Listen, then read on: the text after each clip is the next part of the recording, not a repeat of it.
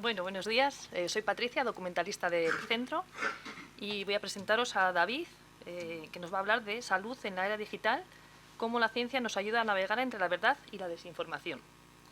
David Antonio Cano González es científico titular del Consejo Superior de Investigaciones Científicas y dirige el grupo de investigación en enfermedades endocrinas en el Instituto de Biomedicina de Sevilla.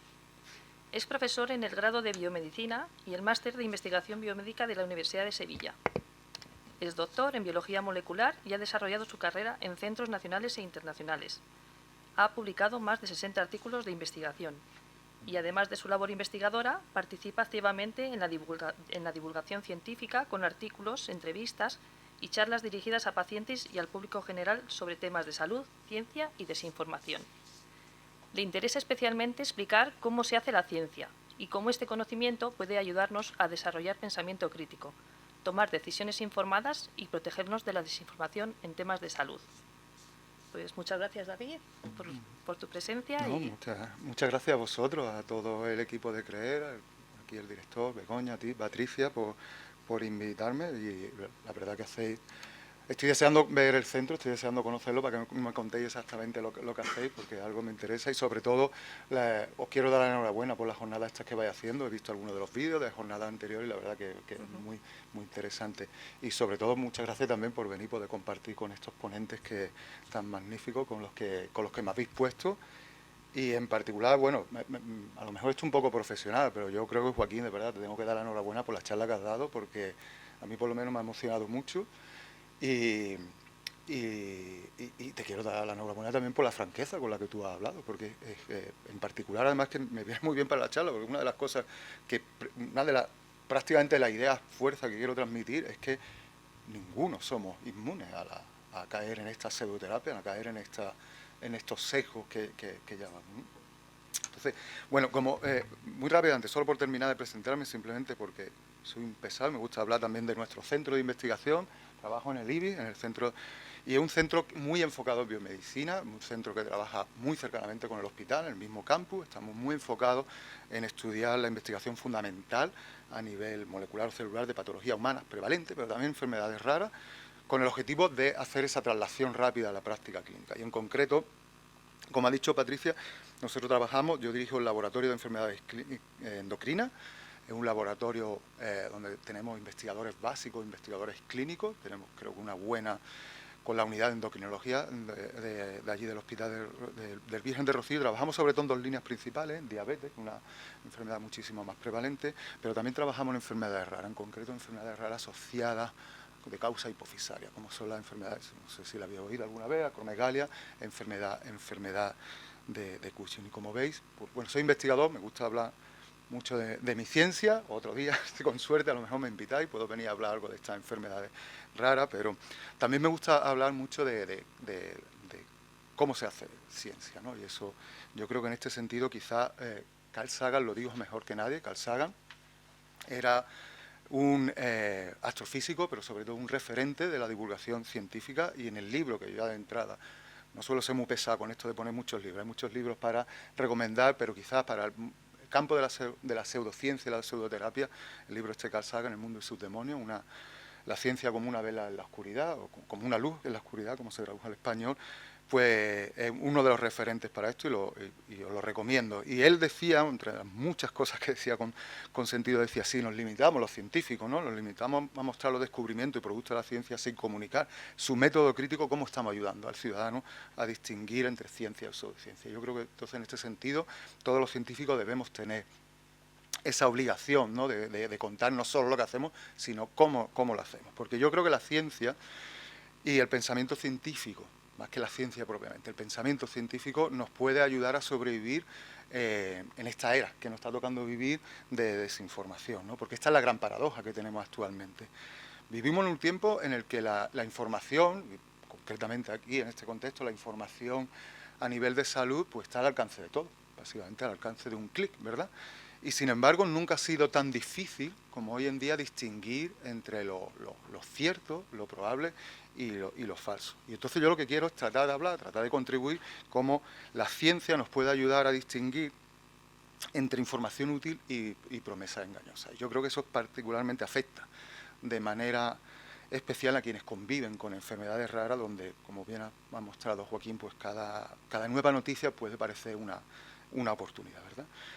Y voy a empezar con un inciso, con una pequeña historia histórica, valga la redundancia, pequeño apunte histórico. La viruela, ya sabéis que es una de las enfermedades que se ha erradicado por completo en el mundo. Bueno, creo que es la única. La próxima, con suerte, en algún momento será la polio, ¿no?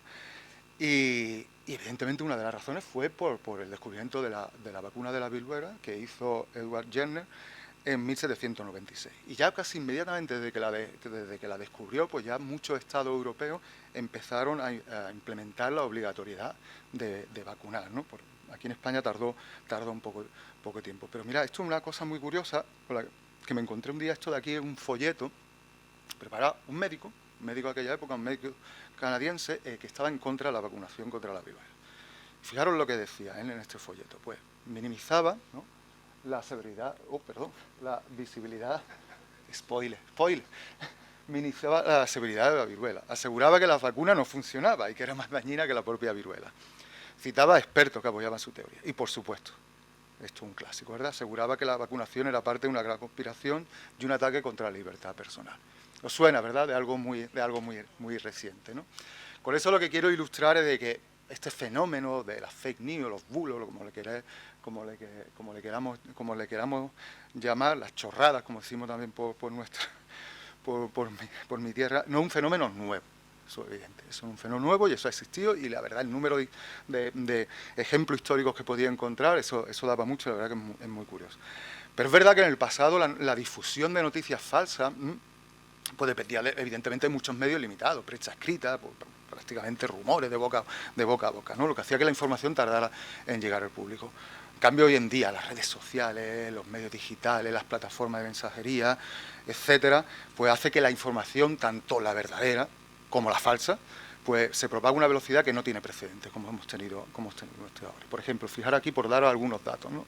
Esto es sacado de una encuesta europea, y fijaros que aquí en España, por ejemplo, podéis ver que en España, y además ha cambiado mucho, en España un 65% de la población ya busca información de forma activa en Internet, información sobre salud, quiero decir, ¿no? Y esto ha cambiado muchísimo en la última década, ¿no?, de un 38 a un 65%. Por lo tanto, la tecnología, y eso en particular, sobre todo, se amplifica en las redes sociales. Y eso hay muchísimos estudios ya hechos, que las redes sociales hoy en día es una de las principales causas de desinformación en Internet, ¿no? Básicamente, la tecnología no ha creado nada nuevo, pero sí que es verdad que ha creado un entorno donde resulta más fácil, muchísimo más rápido, difundir información sin que prácticamente dé tiempo a que se verifique su veracidad, ¿no?, lo que amplifica el problema. Y antes de continuar así, me gusta siempre comenzar diciendo que valgo aclarar una cosa, y yo creo que también esto, el caso que ha puesto Joaquín con total franqueza, pues ilustra esto muy bien, ¿no?, que cuando hablamos de desinformación no estamos hablando de una falta de información. Como acabo de decir, tenemos acceso a muchísima información. De hecho, esa es como digo, una gran paradoja ahora de lo que tenemos de la información, ¿no?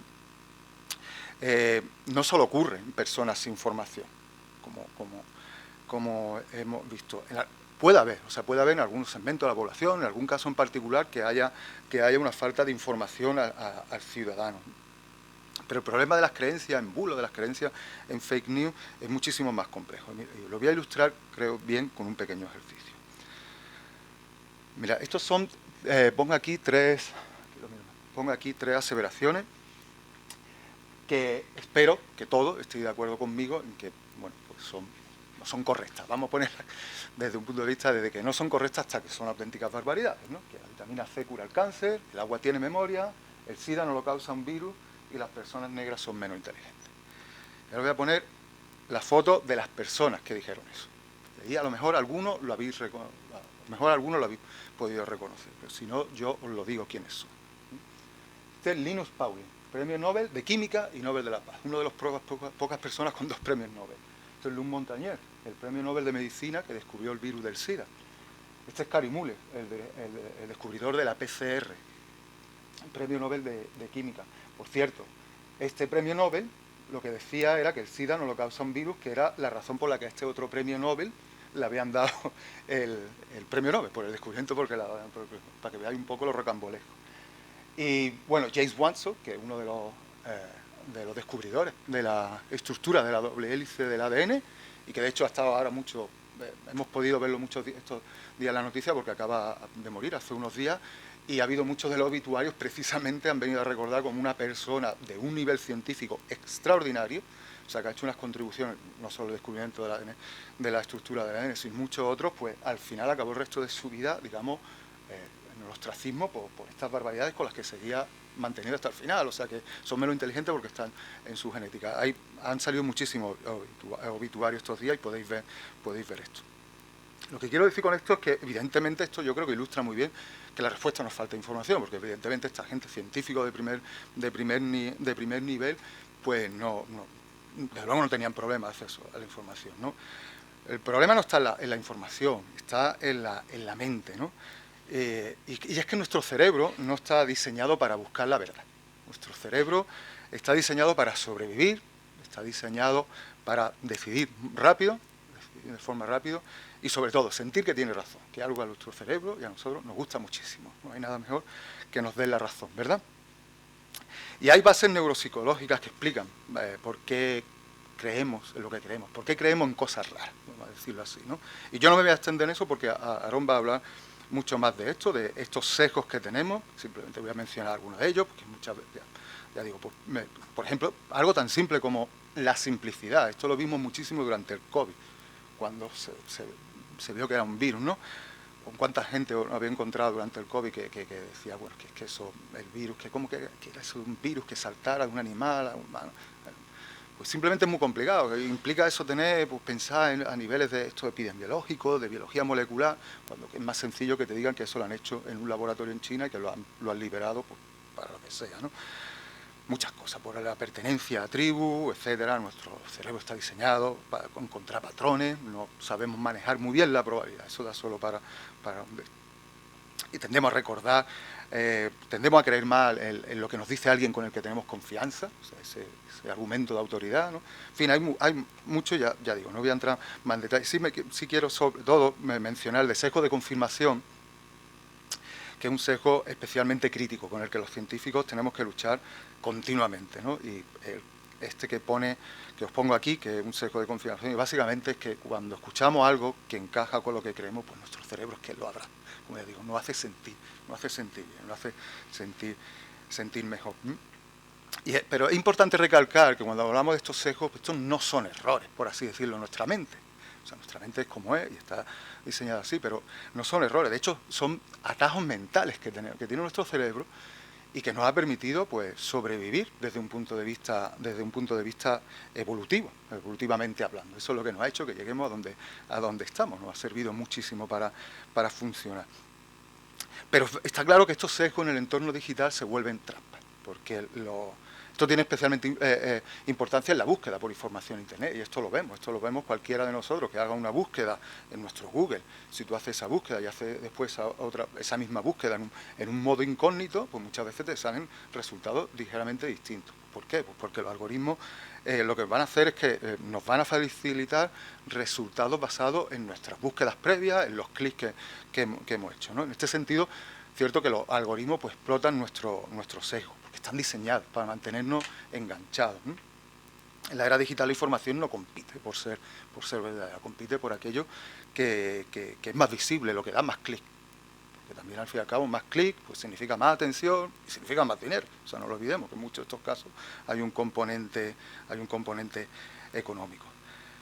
Pero es que el siguiente paso además ya está aquí, porque ya estamos con la automatización de la mentira, con la inteligencia artificial. Hoy en día la inteligencia artificial pues, puede generar imágenes médicas falsas, estudios inventados, testimonios que nunca existieron. Hoy en día, antes el reto era detectar esta información falsa. Hoy en día casi más el reto es saber si esa información realmente existe o si la ha generado una máquina hace 10 segundos.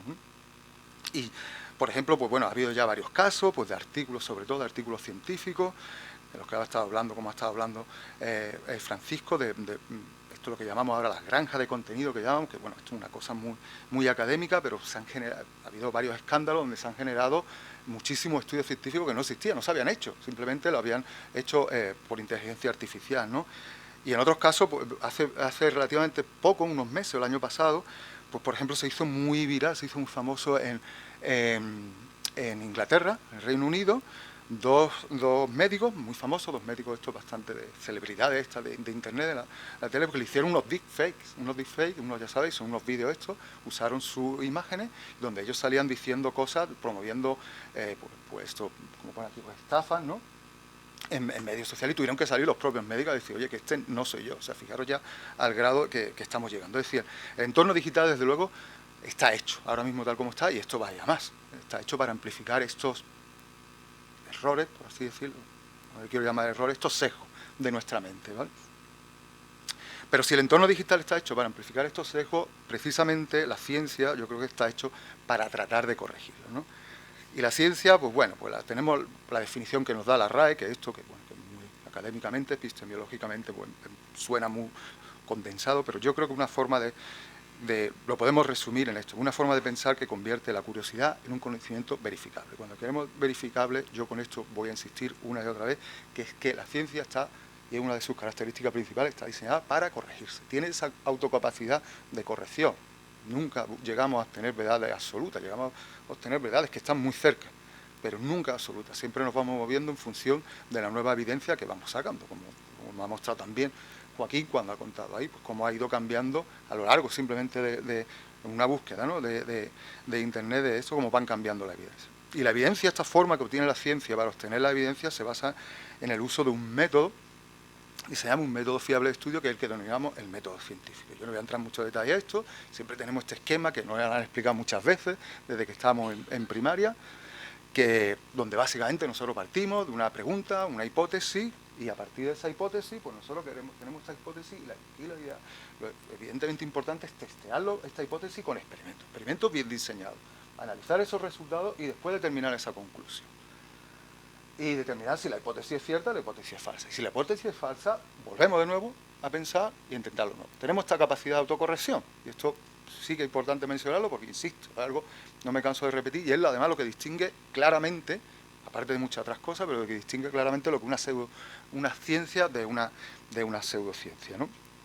Pero a mí me gusta transmitir que la ciencia no es más que un simple conjunto de conocimientos, es una manera de pensar. Yo os pongo aquí algunas, ya me estoy repitiendo, pero bueno, algunas de las características que yo creo que son clave de cómo funcionamos ciencia. Nosotros, sobre todo, insisto, datos verificables. Datos verificables, es decir, si yo he obtenido en mi laboratorio determinados resultados, pues yo qué sé, estoy probando ahí que tal fármaco me funciona muy bien para la diabetes, en estas condiciones, eso. Pues sé que otro laboratorio en la otra punta del mundo va a hacer eso y le va a tener el mismo resultado. Eso es claro. Eso cuesta muchísimas veces mucho tiempo y mucho esfuerzo, ¿no? Insisto, entonces las dos características esenciales, esta capacidad de autocorrección, y sobre todo que las ideas cambian y avanzan según la evidencia que tenemos disponible en ese momento.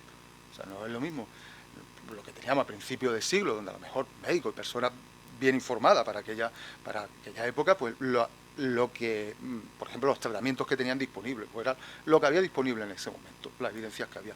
Pero lo importante es que se vaya cambiando, no nos quedemos ahí anclados, como en alguna pseudoterapia, que siguen usándolo lo mismo que cuando se establecieron, pues hace casi 2 siglos, ¿no? Como digo, el método científico nos protege del autoengaño en ciencia, pero claro, cuando ese método lo queremos aplicar ya en medicina, las reglas se vuelven muchísimo más exigentes.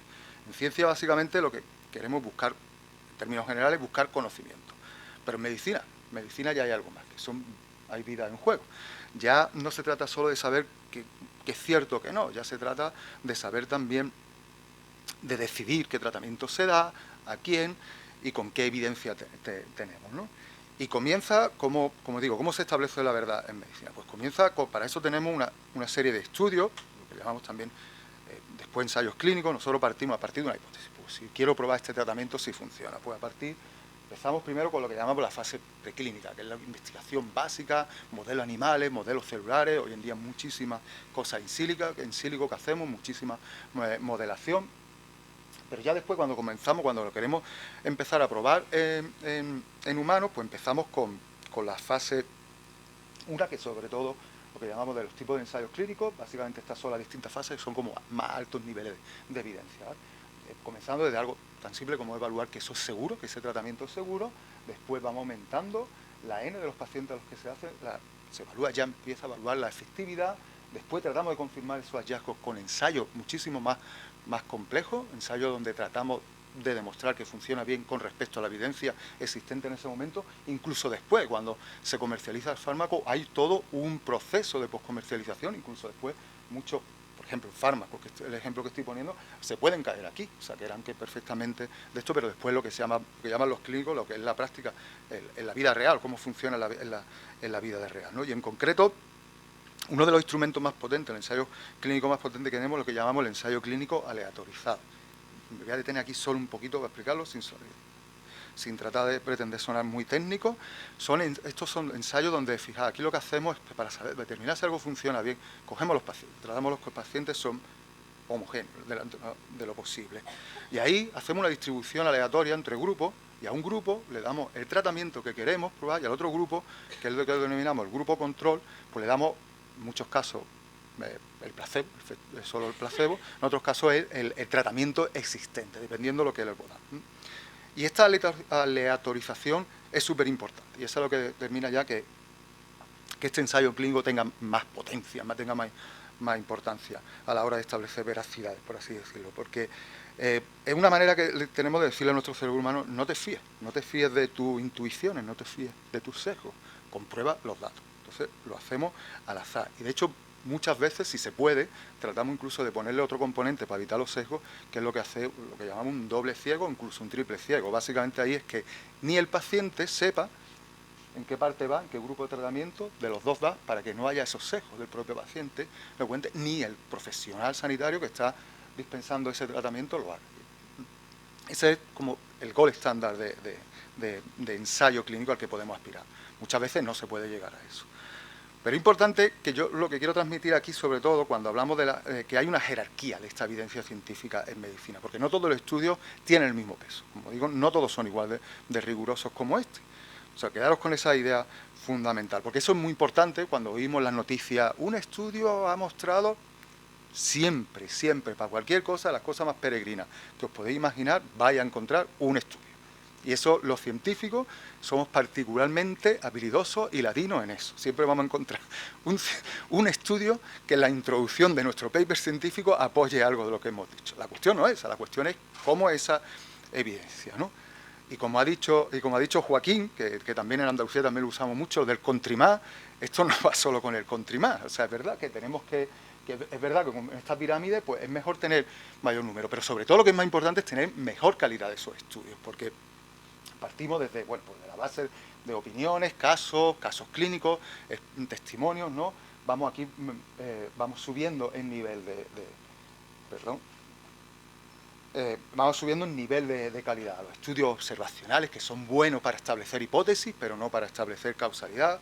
Los ensayos aleatorizados controlados, que son los que acabo de mencionar, y arriba de todo están las revisiones sistemáticas, que son aquellas donde no miran un solo resultado, sino que miran los resultados acumulados y tratan de ponerlos en común, muchos estudios juntos, ¿no? Porque veréis, es importante esto mencionarlo, porque al fin y al cabo, ¿quién establece la verdad en medicina?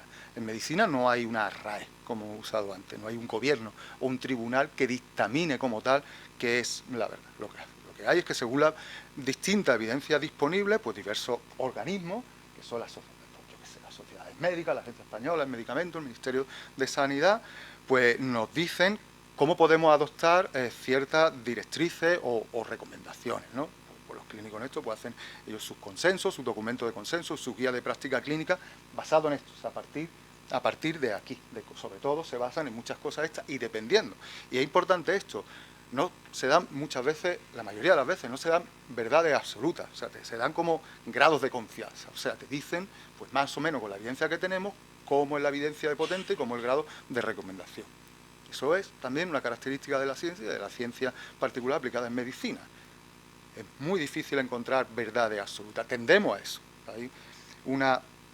Intentamos llegar a eso, pero básicamente en general la ciencia no nos dice esto es la verdad y esto es para siempre, sino esto es lo mejor que sabemos con la evidencia que tenemos ahora y se puede cambiar, y eso puede cambiar. De hecho, eso es algo súper típico, ¿verdad? ¿Cuántos de nosotros nos hemos dicho, ostras, es que he ido a 2 médicos distintos, los 2 me han dicho 2 cosas distintas.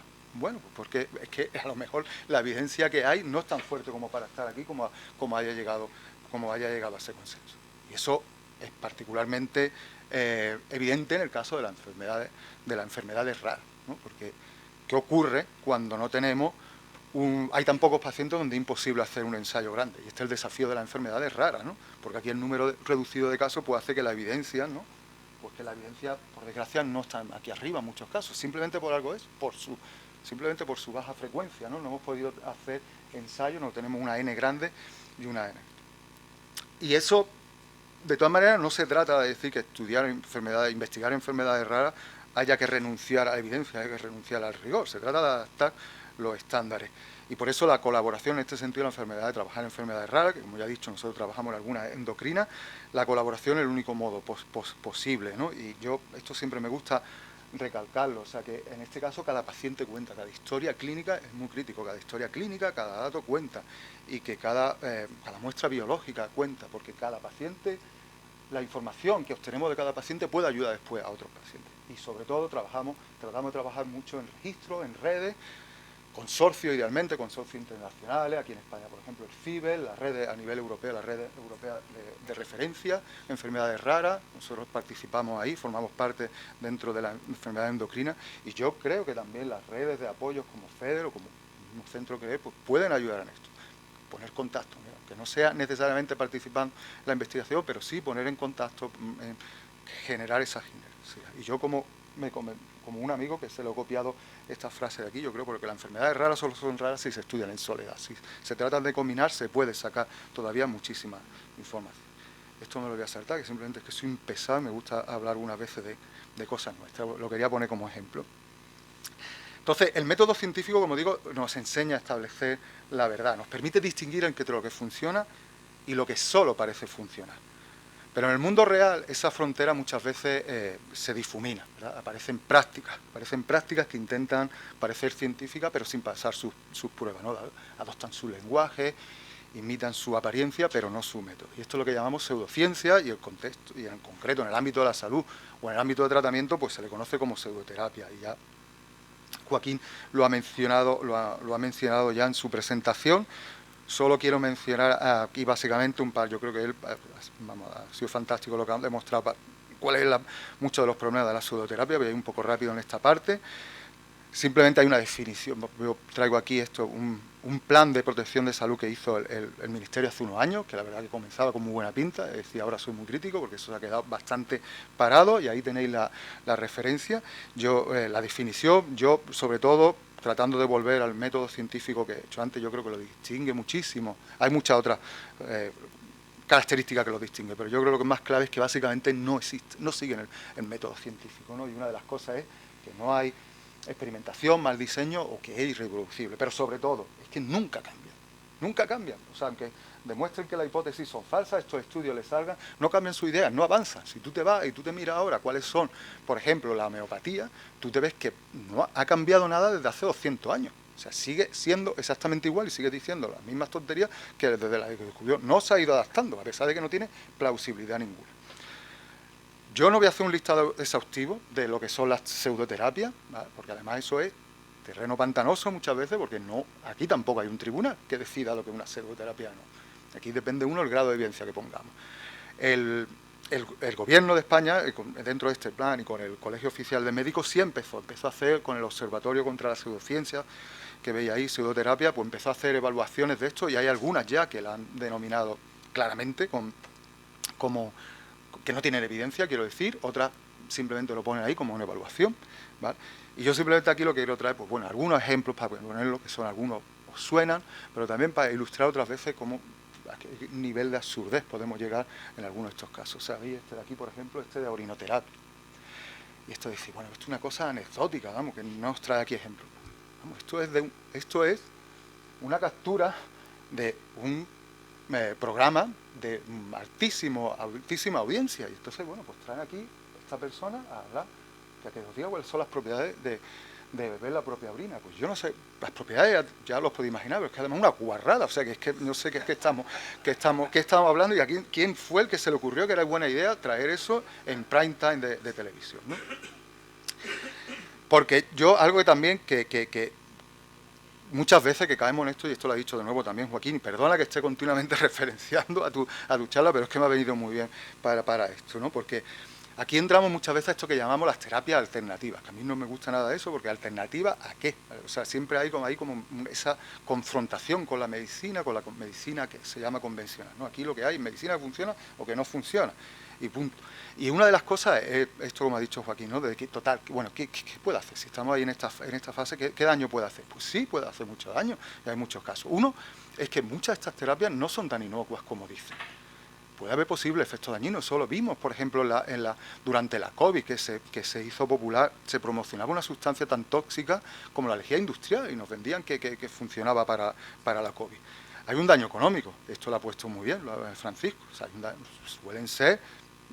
suelen cobrar muchísimo. Como él ha dicho, es una señal de alerta, la alerta muy clara. Yo sobre todo creo que también es importante la falsa esperanza que se transmite y después esta decepción con la que uno llega y el daño psicológico en el que eso conlleva las familias. Porque además muchas veces, muchas de estas pseudoterapias ponen la carga de que no funcione sobre las propias familias. O sea, le pone el daño psicológico de que esto no ha funcionado, pero además la culpa es vuestra porque probablemente no lo habéis hecho bien, no lo habéis seguido. Y sobre todo, lo que yo creo que es el daño más prevalente, que es básicamente es por inacción. Porque eso significa que se abandona un tratamiento médico que será mejor o peor con lo que haya disponible, pero es el que hay evidencia, ¿no? Y por ejemplo, esto es una encuesta que ya es un poco antigua, pero por lo menos yo no he encontrado encuesta más reciente, que hizo la FECIT hace unos años, y había detectado que un 5%, o sea, el uso de terapias alternativas en España, vamos, que ya digo, muchas de estas entran dentro de lo que podríamos calificar como pseudoterapia. El 20% de personas decía que la había usado, pero sobre todo lo que llama a mí lo que me preocupa es que el 5% lo había hecho un tratamiento, en lugar de tratamiento. El 5% de personas hace una extensión a la población de España y veis cuántas personas son personas que han dejado de recibir un tratamiento con evidencia por una práctica inútil, lo han cambiado por una práctica inútil. Entonces, claro, aquí siempre me decía, oye, entonces si me estás diciendo que no son eficaces y que hay riesgo de salud, ¿cómo se explica su popularidad? Bueno, yo no voy a entrar tampoco en mucho detalle, pero hay muchísimos factores por los que eso, yo creo que podemos dividir en estos tres: factores personales, emocionales. Joaquín de nuevo lo ha ilustrado muy bien, porque es que la frustración ante la falta de soluciones médicas, muchas veces la dedicación y empatía que encuentran, muchas veces las familias lo único que quieren es que lo escuchen, y eso por desgracia, en el ambiente sanitario, los profesionales de salud están saturadísimos y no pueden dedicarle todo el tiempo que ellos quisieran, ¿no? También este sentido de la pertenencia, por supuesto, factores, como acabo de mostrar, cultural y mediático, difusión, son narrativas muy simples muchas veces, transmiten mensajes de esperanza, pero que no se olvide que la pseudoterapia, y esto siempre me gusta recalcarlo, son una fuente de negocio muy claro, y sobre todo alguna de ellas, o sea, la homeopatía, que yo me encuentro con muchos defensores de la homeopatía, que siempre uno de sus argumentos es que las empresas multinacionales, las empresas farmacéuticas, nos aprietan muchísimo. Eso, por supuesto, eso por descontado. O sea, las empresas farmacéuticas no son ángeles de la guardia, como muchas otras empresas multinacionales van a hacer negocio. O sea, eso es así. Entonces, para eso están, digamos, los organismos correspondientes que deben tratar de regularlo. Pero el caso es que después la homeopatía es un negociazo, porque básicamente es que te están vendiendo agua con azúcar, o sea, que es que no cuesta nada y te lo venden a precio de fármaco.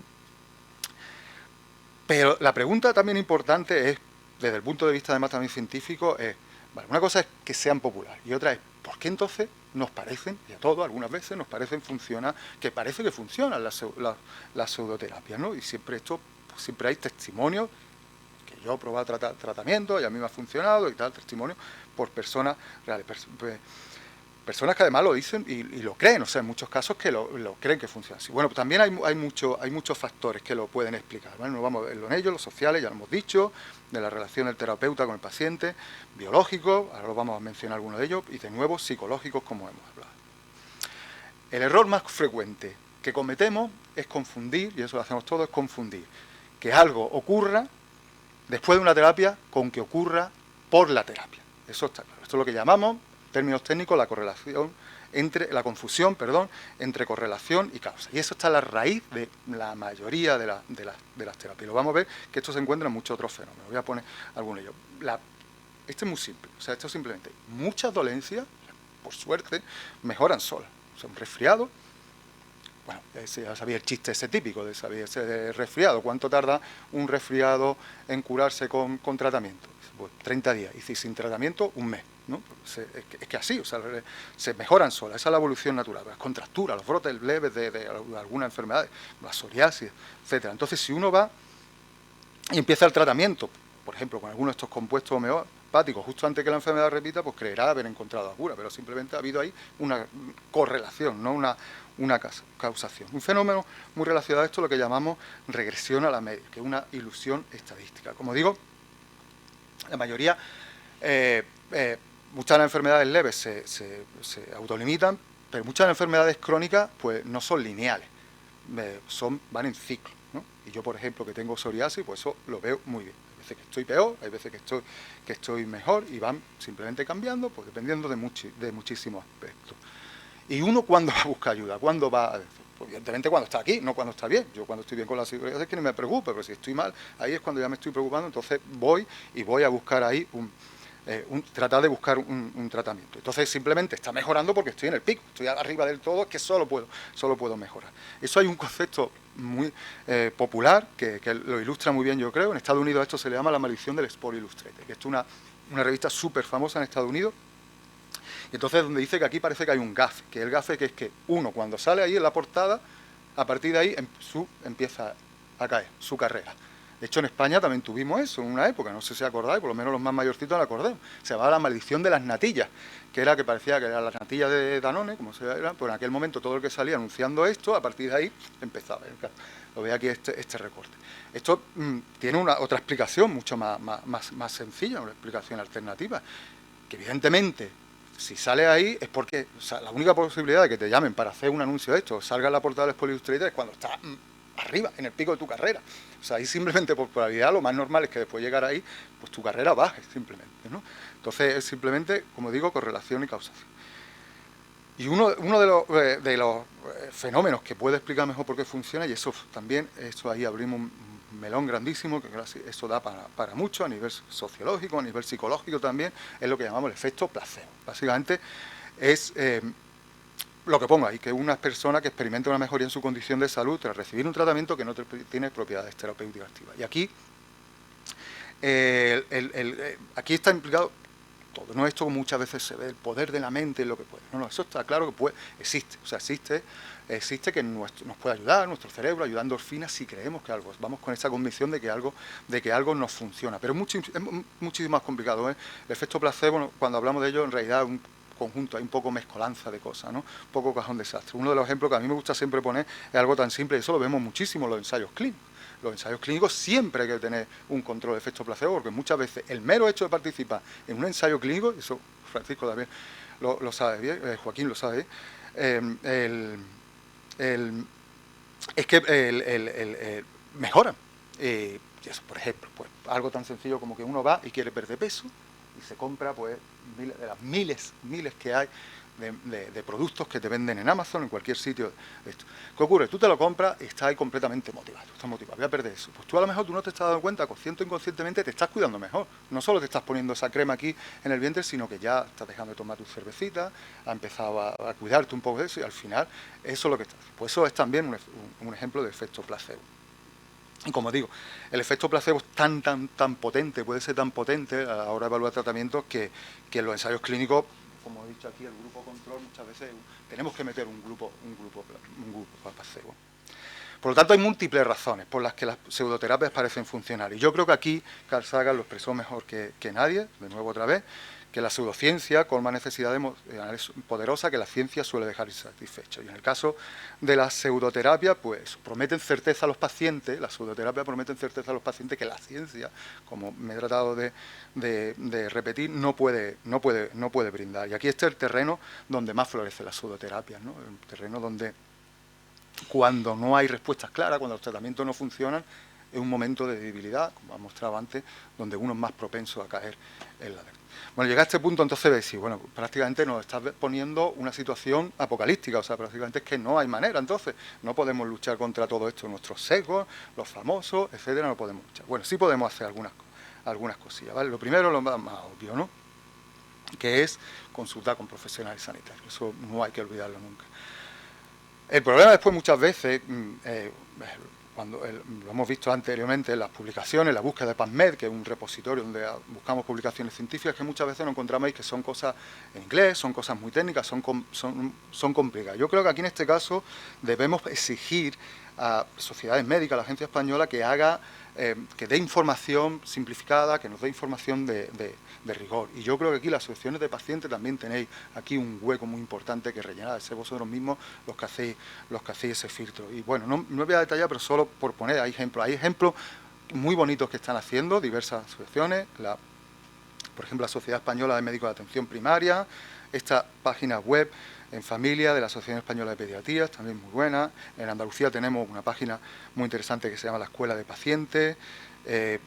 La Sociedad Española de Medicina Familia Comunitaria ha hecho un proyecto también bastante ambicioso, que es la Guía Práctica de la Salud. Y bueno, lo que quiero decir que hay esto. Pero yo creo que más que todo esto, de nuevo, no es problema de falta de información muchas veces, es entrenar el pensamiento crítico, sobre todo tratar de entrenarlo. Yo aquí voy a hacer mención también, el segundo libro que menciono nada más, que es muy crítico, que es muy, yo creo que es súper importante, del premio Nobel, Daniel Kahneman, que él básicamente lo que nos hizo fue descubrir que tenemos dos sistemas en nuestro cerebro, dos sistemas de pensamiento, el sistema rápido, que nos sirve para, que es automático, intuitivo, nos sirve para las cosas cotidianas, mientras que el reflexivo puede corregir estos sesgos, pero requiere mucho más esfuerzo y mucha atención. Y podemos entrenarlo, ¿vale? Entonces os voy a dar, por ir terminando aquí, algunas pautas simples que la ciencia nos dice que funcionan, muchos de ellos con estudios, ¿vale? Lo primero es la pausa, como digo, tratemos de este sistema, reflexionemos. Y sobre todo, no contribuyamos nosotros mismos a la desinformación, asegurémonos de que la información es correcta antes de compartir nada, ¿no? El 90% de los bulos funcionan porque reaccionamos sin reflexionar. Identificar una fuente fiable. O sea, sabemos que evidentemente las mentiras preguntarte siempre de dónde viene esto, cuál es la razón que viene esto. Hay un componente aquí, puede haber un componente aquí económico, como en este caso un componente satírico, por si no lo habéis identificado. Buscar la autoría, tener claro la autoría, buscar el contexto. El contexto es muy importante, o sea, no nos quedemos muchas veces con el titular, ¿vale? No nos fiemos de las primeras apariencias, tratemos de verlo bien. Siempre tratar de ejercer un poquito la cautela, ¿no? Exactamente, de ejercer el pensamiento crítico en la era digital es más difícil que nunca, porque, de nuevo recuerdo, la información, sabemos, la información, ¿pretende dar información o pretende simplemente llamar nuestra atención, ¿no? Por supuesto, una señal de alerta muy clara es desconfiar el uso excesivo de jerga científica o términos complicados que no vienen a cuento. Típico, mete ahí de esto como cuántico. O sea, cuántico no tiene ningún sentido usarlo a nuestro nivel cotidiano. Eso tiene, pues, en el mundo cuántico, pero eso a nivel cotidiano no tiene. Lo de células madre, eso lo veo, que es uno de los campos en los que yo trabajo mucho. Células madre para el pelo. Eso no tiene ningún sentido. Otra alerta, otra señal de alerta muy clara, otra red flag muy clara es que todo lo que nos digan estén basados no en publicaciones, no en estudios científicos, sino en testimonios. Los testimonios y experiencias personales pues son eso, son testimonios porque tienen el valor que tienen, imagino que pueden aprobar. Y sobre todo, el que hemos dicho ya varias veces, el sesgo de confirmación, ¿no? Seamos muy críticos con nosotros mismos. Si algo me convence muy rápido, si algo es demasiado bueno para ser real, es que probablemente no lo es. Y por ir terminando, solo voy a meter aquí una pequeña, porque tengo entendido que hay profesionales también sanitarios de aquí presentes, y una de las cosas con las que yo suelo hablar cuando hablo mucho profesionales sanitarios del mundo de la ciencia es que muchas veces me preguntan y dicen, oye, ¿qué nos dice la ciencia? ¿Cómo podemos nosotros tratar de refutar un bulo científico? Pues existen diversas estrategias que podemos usar. Y la primera, yo creo que eso también lo hemos visto antes muy bien, y en eso los científicos somos muy malos, somos muy malos. O sea, ser empáticos. O sea, hay que entender las motivaciones de las personas, como de las personas que están ahí en esta situación, una situación de vulnerabilidad. Evidentemente, evitar ridiculizar o adoptar un tono pedante o condescendiente. De nuevo, los científicos somos muy malos en esto. También tenemos claro nuestra realidad, o sea, ser realistas. O sea, va a ser imposible convencer, a una antivacuna es imposible convencerlo de que eso, pero muchas veces a lo mejor es suficiente solo con tratar de impregnar la duda, ¿no? sobre todo, una cosa que también lo vemos, eso, el miedo no funciona. El miedo no funciona para este tipo de cosas. O sea, si tú le vas, como digo muchas veces, si tú vas a tratar de convencer a alguien de que ponga al niño la vacuna, porque es que el niño se va a morir, o se va de eso, ese miedo no funciona. Lo que te hace es confronta y eso. Funciona más ponerlo en una posición positiva, como digo aquí. Es decir, no vayas por ahí, pues di que, oye, pues esto va a ayudar a lo mejor de que el niño no pierda tantas clases, algo así. Usar siempre, centrarnos la conversación eso, en cómo pensar, no en nuestras creencias. Si hay algo que nos afecta muchísimo es que nos digan que nuestras creencias son unas chorradas. O sea, eso nos afecta a todos. Entonces, si tú alguien que va a creer en homeopatía, que yo creo que es una chorrada, pero se lo digo, a esa persona ya la ha perdido. O sea, la ha perdido, ya no me va a escuchar nada más de lo que haga, ¿no? De hecho, hay estrategias cognitivas que están bastante bien establecidas. La pongo aquí, identificar las falacias lógicas, identificar esos sesgos, pero algo que siempre es muy clave es tratar de dar una explicación alternativa. Como el ejemplo que yo he puesto antes de la homeopatía, pues a lo mejor no trata de convencerlo, a alguien le puede dar un listado así, le puede ir al PubMed y dar un listado así de estudios que dicen que no funciona la homeopatía. Eso a lo mejor no lo va a convencer, pero a lo mejor si lo que te está diciendo es que, el ejemplo que he puesto antes, de lo de las multinacionales que van ahí, pues tú tratas de mostrar que no, que es que la homeopatía también es un negocio, o sea, que usando ese mismo argumento, ¿vale? Bueno, por ir terminando, solo con esto como mensaje que a mí me gustaría trasladar, que simplemente recordar que nuestro cerebro no busca verdades absolutas, está diseñado para, como digo, para sobrevivir, que el entorno digital amplifica lo que emociona, no lo que es cierto, que tenemos que ser muy cuidadosos de lo que encontramos en el entorno digital, tenemos que tratar de ser críticos con lo que vemos, que la ciencia, básicamente, esto es una cita que he tomado de Richard Feynman, no es un conjunto de respuestas, sino una forma de no engañarnos, yo creo que es lo que mejor lo define, y que sí, que las pseudoterapias parecen funcionar, pero no por lo que ellos prometen, hay mecanismos que la ciencia estudia, la que la ciencia tiene identificado. Y lo que a mí me gusta siempre decir que es que cuidar cómo pensamos, cuidar nuestra salud. ¿Cómo voy de tiempo? ¿Me pasa un poco? ¿Sí? ¿Podemos terminar con un pequeño jueguecito? ¿Sí? ¿Sí? Mira, voy a poner aquí una serie de aseveraciones, ¿vale? Del 1 al 5. Leerla un momentito. Lo que quiero que entre todos tratemos, me digáis, de decir cuál es la verdadera. ¿Vale? Decirme cuál es la verdadera. Y lo vamos a hacer, para hacerlo más rápido, para que nadie se sienta cohibido, en lugar de hacer que levantemos la mano o algo de eso, lo que vamos a hacer, yo voy a contar hasta 3 y cada uno de vosotros vaya a decir el número que creéis que es la verdadera. ¿Vale? Las leo, por si acaso. La vitamina C previene los resfriados. Al sudar, eliminamos toxinas de nuestro cuerpo. Consumir alcohol hace que suba la temperatura corporal. Durante la fase de luna llena aumentan las visitas a urgencias. Los huesos duelen cuando hay humedad o mal tiempo. ¿Vale? La de 3. 1, 2 y 3. La 2 es la verdadera. Todas son falsas. Todas son falsas. Siento un poquito de showman, ¿vale? Pero, os he engañado un poco. No hay ninguna verdadera, pero lo que quiero con eso ilustremos. Todos somos susceptibles a caer en este tipo de comentarios, ¿vale? No, las toxinas solo se eliminan. Bueno, aquí tenemos un clínico que nos lo puede decir mejor. Las toxinas es el hígado, pero el sudar no eliminamos toxinas. Bueno, muchas gracias de nuevo por vuestra atención. Un segundo, por favor. Tengo una voz. No, es que lo están grabando. Sí, vale. David, ¿me permites que utilice este juego en clase? Pues faltaría más, vamos, de hecho, esto va a estar disponible en YouTube, me lo habéis pedido que lo pongáis, o sea, por supuesto, cuenta con ello. Si quieres te puedo enviar más. Te lo agradecería, si muchísimas la voy cambiando gracias. algunas veces todos los años con los alumnos. Yo esto lo uso muchas veces con los alumnos de biomedicina, que supuestamente son gente también súper formada. Yo doy clases sobre todo los años finales, y gente de biomedicina, y también caemos mucho, ¿no? Como digo, es uno de los take home messages, ¿eh? Todos podemos caer en esto, tenemos que ser muy críticos. ¿Alguna pregunta más? ¿Alguna? Os voy a dejar para terminar, voy a dejar aquí mi contacto, por si queréis contactar conmigo. Hola, buenos días. Bueno, yo es que tengo una duda y hoy que tengo a un experto de este tipo, cuando hacen los ensayos clínicos, me interesa sí que saber si dentro de lo que decís del grupo de control si hay una parte que no le dan la parte del tratamiento, sino que simplemente es placebo. Entonces yo quiero saber si eso es verdad, porque sí que me habían dicho que sí, que hay parte que sí y parte que no, les dan el tratamiento y que mejoran aún no dándoles el tratamiento pensando que lo están tomando. Sí, vamos, sí. Sí, aquí hay que distinguir, a ver si tengo aquí la diapositiva. No, creo que la he quitado al final. Te iba a poner un ejemplo, tenía un ejemplo para que vieras tú cómo funcionaba. Aquí hay que distinguir una cosa, y esto sí que es importante. O sea, si podemos volver un momento a rápidamente, voy a soltar aquí todos los chistes otra vez. Chistes malos, pero espero que ilustren.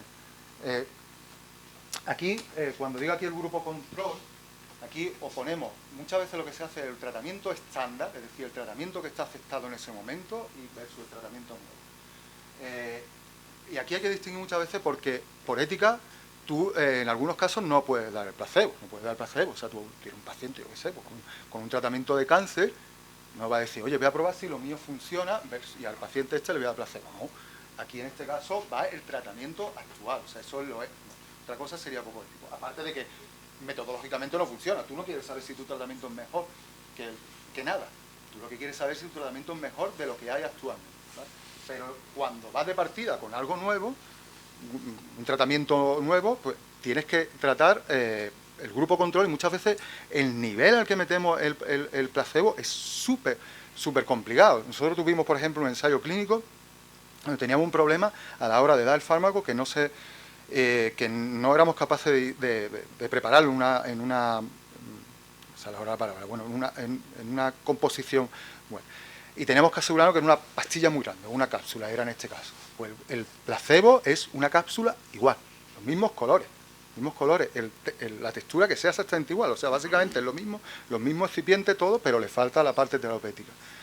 Y sí, muchas veces funciona. ¿Por qué funciona muchas veces el efecto placebo? Mira, pues lo que es el ejemplo que he puesto. O sea, muchas veces el paciente simplemente por el hecho de estar ahí metido en eso, ese paciente probablemente se está cuidando mejor.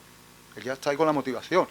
No es lo mismo como atienden los clínicos en un ensayo clínico, tienen más tiempo dedicado a investigación que el tiempo que le pueden atender en las consultas estas de 5 minutos. O sea, tienen ahí un médico personalizado muchas veces. Como digo, hay una batería ahí de factores que contribuyen a eso.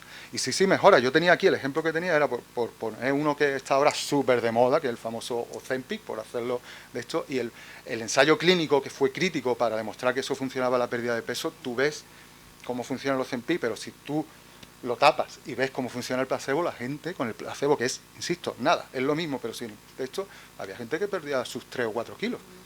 ¿Pues por qué? Pues porque probablemente estaba haciendo cosas inconscientes, como acabo de decir antes, de comer menos, de cuidarse, de hacer algo, pero tenía esa motivación.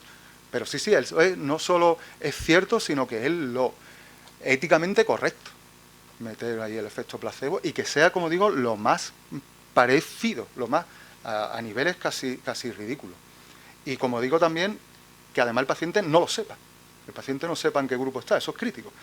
Porque eso evita los sesgos de los pacientes, sobre todo si son enfermedades en muchos casos donde es la percepción que tiene el paciente, lo que evaluamos, no es un parámetro bioquímico, un parámetro clínico perfectamente objetivo, sino, pues, yo qué sé, pues el dolor, por ejemplo, es un clásico del dolor, que es algo muy subjetivo. ¿Y luego se les dice que han estado en ese grupo o no se les dice nunca? Sí. Ah, sí, al final sí. Hombre, eso también es ético, pero cuando ha acabado, sí. De hecho, tú cuando firmas el consentimiento informado y todo eso, tú tienes, de hecho, tú se lo puedes pedir, y de hecho el paciente te lo puede pedir a la mitad, y puede decidir, oye, yo no quiero seguir con esto. O sea, hay transparencia después.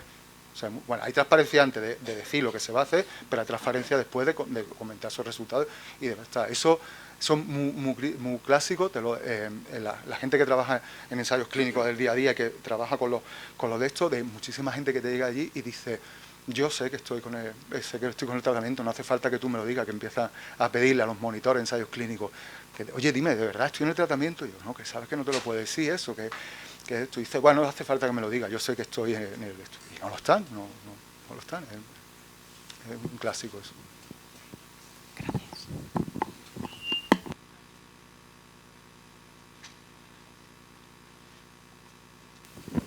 Bueno, David, enhorabuena por tu charla, me parece espectacular, y yo quería hacerte una pregunta, ¿no? Porque, bueno, hablamos muchas veces de la lucha contra las pseudoterapias en los pacientes, ¿no? En la población, pero ¿y cómo luchamos con las pseudoterapias con los profesionales? Es decir, esto es un melón gordo. Es decir, Yo, por ejemplo, yo soy un hombre muy cabal, me gusta hablar con la gente, consensuar, pero sí que soy un poco dictatorial dentro de mi servicio, dentro de urgencias de pediatría, y repaso anualmente todos los informes de alta, estamos hablando de 45.000 informes de alta, para ver que en ninguno se prescriben ni medicación sin evidencia científica, como por ejemplo corticoide o antihistamínico, ya no hablo de pseudoterapias, ¿no? Pero sobre todo homeopatía. ¿Consideras que la administración, o en este caso pues los responsables directos de los servicios que tenemos eso, pues tenemos que tomar una actitud muy proactiva con nuestros profesionales, o realmente tenemos también que intentar razonar? Yo creo que esa es la respuesta, que es que intentemos razonar, pero a veces es muy complicado cuando alguien, encima de todo, que es una persona que se debe al método científico, tú intentas razonar con él y es que es tremendamente difícil. Yo tengo, por ejemplo, una médico que tiene un máster en neurobioemoción. Ya ves. Ya ves qué hace. Ahí en nada. Y por el instituto no me acuerdo ahora mismo de Madrid, uno que hay, y es muy complicado. Es muy complicado. Es muy complicado. De repente, intentar erradicar todas esas prácticas de servicios o que no deben andar de la mano de esa pseudoterapia. Tienes toda la razón, y de hecho yo espero que... Yo con mi charla traté un poco de pretender de mostrar lo que podemos nosotros a nivel de usuario, vamos a decirlo así, lo que podemos hacer, pero que no se me malinterprete, no quiero cargar la culpa como que todo es culpa nuestra. O sea, que si estamos aquí con esta, digamos, caemos en la pseudoterapia, es por eso, por nuestro cerebro, no sé qué. No, hay todo un contexto, y el contexto que tú dices es muy cierto. De hecho, eso yo lo he tocado casi de pasada, pero eso prácticamente da para un debate entero, o sea, de cómo hacerlo. O sea, en todos los hospitales, incluido en el nuestro, hay... Bueno, si no queremos entrar en eso, llamarlo pseudoterapia, pero se hacen muchas cosas con muy poca evidencia científica cuando hay ya ejemplos, de hecho, con más evidencia. O sea, no estoy aquí hablando como la enfermedad rara en esto de la jerarquía que no hay. Cuando se sabe que hay cosas que no funcionan, la gente lo sigue haciendo. Y entonces dice, ¿cómo es posible que a nivel de administración, a nivel de gerencia? Yo lo veo muy complicado, la verdad. Lo veo muy complicado cómo actuar ahí. O sea, ahí debemos ser todos los profesionales, sobre todo los que soy sanitarios, que yo no lo he dicho, que yo no soy clínico, yo soy biólogo. Bueno, pero Patricia sí lo ha dicho al mencionarlo al principio. Pero en general, todos los que participamos en esto debemos ser muchísimo más críticos, muchísimo más proactivos, como tú dices, pero es complicado. O sea, yo el ejemplo que pongo es lo que acabo de decir. O sea, ponemos ahí el plan ese, se monta un plan, esto lo anuncia a bombo y platillo el ministro de Ciencia, que en aquel momento era Pedro Duque, de un plan con prueba, todo el mundo, todos los profesionales diciendo, esto es fantástico, se van a hacer cosas, se van a empezar a evaluar bien, se va a dar como un sello, como un control de calidad. ¿Qué ha quedado en eso? O sea, nada, sacaron las 3 o 4 y eso ha quedado completamente parado. ¿Por qué ha quedado eso así parado? Falta de interés por la administración, miedo, por luchar contra eso, lo que hemos estado hablando antes del desayuno. Aquí también hay una delgada línea donde metemos muchas veces en la libertad personal. O sea, yo tengo derecho a eso. Pero claro, lo que tú dices, muy bien, tú tendrás derecho a la libertad personal, pero a lo mejor eso vete a la privada si quieres. ¿Vale? Pero el sistema público debería ser muchísimo más estricto, muchísimo más exigente a nivel de la evidencia. Yo creo que aquí las sociedades médicas, etcétera, y las asociaciones pacientes también presionando para que eso se instaure, debe eso. Pero yo lo veo muy complicado. Lo veo, y sí, lo ideal es tratar de razonar. Lo que he tratado de poner de forma muy simple en esta diapositiva, pero es complicado.